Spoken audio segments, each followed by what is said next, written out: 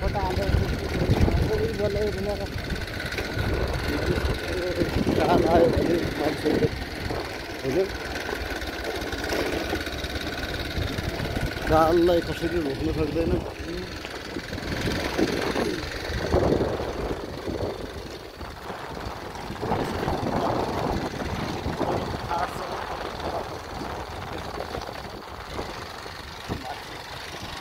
बाटो छ, बाटो एकदम ठिक छ, राम्रो छ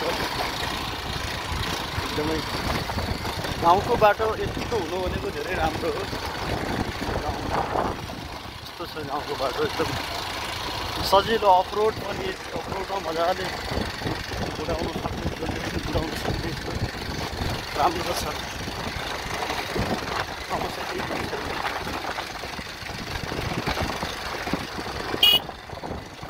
मकैको टुक्राहरू यो काट्न बाँकी नै छ। अब गहुँ सर्ने बेला पनि अर्को महिनामा टुक्रा काटेर अब खनजोत गरेर अब गहुँ सर्ने बेला थालेको छ। अब यो काट्ने बेला पनि काटेको छ। बर्खा पछि असोजमा धान ल्याउने चाहिँ समयहरू हुन्थ्यो, तर यति बेला धान पाकिसकेको छैन। मकै पाकेर, मकै त भदौमा नै भाँच्ने भइहाल्छ, भाँचिहाल्छ। तर यता टुक्राहरू काट्न र मकै बारी जोत्न चाहिँ बाँकी छ। नत्र यति बेला मकै बारी जोतेर यसमा गहुँ छरिसकेको पनि हुन्थ्यो।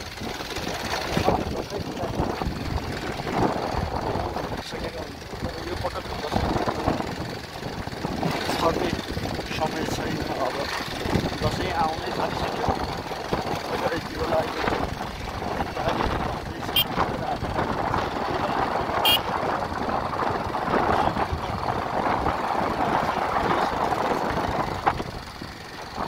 हरियाली छ यति बेला, डाँडा काँडा पारीतिर कतै पनि बस्तीहरू देख्दैन। पारीको डाँडा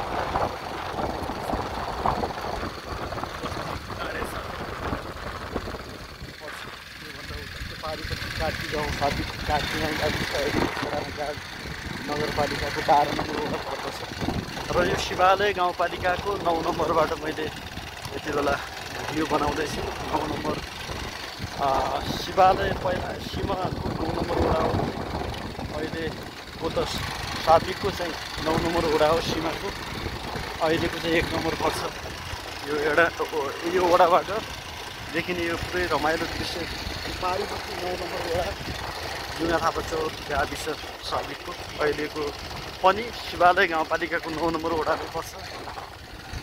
यति सुन्दर दृश्यहरू देख्न पाइन्छ यो ठाउँबाट। र यो माथि त्यो बिचको डाँडोबाट पनि माथितिर रोड गइरहेको छ।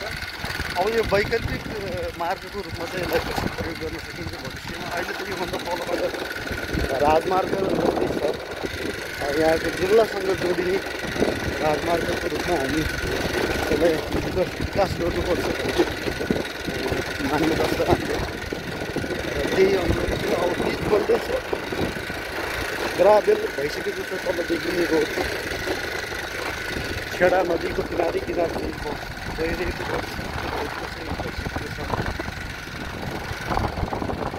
यो गाउँमा यो पहिलेको भन्दा 15 वर्ष अगाडि र अहिले हेर्दा धेरै विकास भइसकेको छ।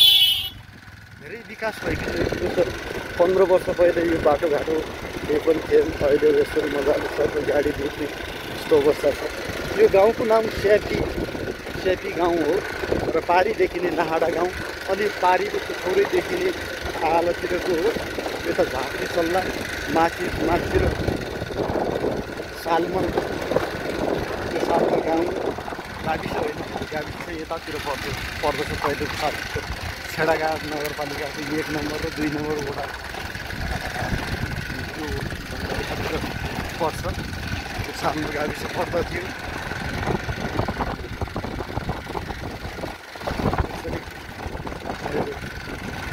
भिडियो हेर्ने सम्पूर्ण दर्शकहरूलाई गाउँ र ठाउँको बारेमा सिनारी गराए। चिनाउने प्रयत्न गरेँ। सेतीको गाउँ निकै नै रमणीय छ। एकपटक सबैजना आउनुहोला। यहाँको परम्परा, रीतिरिवाज र यहाँको स्थानीय उत्पादन, यहाँ चाहिँ लोकल माछा खाएर जानु होला। लोकल माछाहरू पाउँछ। विशेष गरेर यहाँको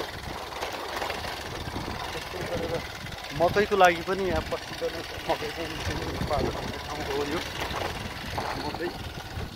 अब हाम्रो आम्दानीको अर्को स्रोत भनेको यो खोटाको यो सल्लाहको फोटो बिक्री गरेर योबाट चाहिँ आय स्रोत चाहिँ हुन्छ।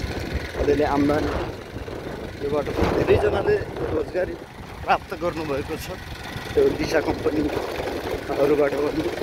त्यसले गर्दा स्कुललाई पनि सपोर्ट भएको छ। स्कुलमा हामीले यी स्रोतबाट धेरैजना शिक्षकहरूलाई पाल्नु परेको छ। त्यस्तो अवस्था छ। र यही यतापट्टि हामीले +2 सञ्चालन गरेका छौँ। यो स्कुल राष्ट्रिय माध्यमिक विद्यालय उच्च सानोमा 1 कक्षादेखि पढ्न थालेको स्कुल यहाँनिर पर्छ। यो घर जो देख्ने भन्दा उतातिरको यो भागमा पहिले चाहिँ ठुलो पिपलको रुख चाहिँ झरिसक्यो। अहिले चाहिँ अलिअलि छ, त्यसको केही अवशेषहरू त्यहाँ देखिन्छ। र यसरी छ। यो चाहिँ सेतीको मध्ये अब मेन गाउँ भन्दा पनि हुन्छ। गाउँमा हामी प्रवेश गरेका छौँ। माथि गाउँबाट आयौँ हामी। माथि गाउँ तली गाउँ हुँदै अब यो चाहिँ हर्लापानी भन्छ यसलाई।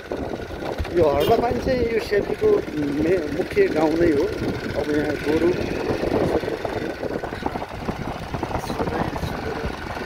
छाडा भएका छन्। खेतीपाती आधा जति भित्रै लगाएर मरेर यसरी राखेको देखिन्छ। अब त्यही यता माथि चाहिँ अर्को पाहाडको स्कुल चाहिँ यता हो। उच्च माध्यमिक चाहिँ 11-12 चाहिँ यता पढाइ हुन्छ भने 10 अगाडि देखाएको ठाउँतिर पढाइ हुन्छ। यो नयाँ बनेको ठाउँ हो। यो अहिले भर्खरै मात्रै यो ठाउँमा करिब 4-5 वर्ष यतातिर +2 को पढाइ हुन्छ यो भवनहरूबाट।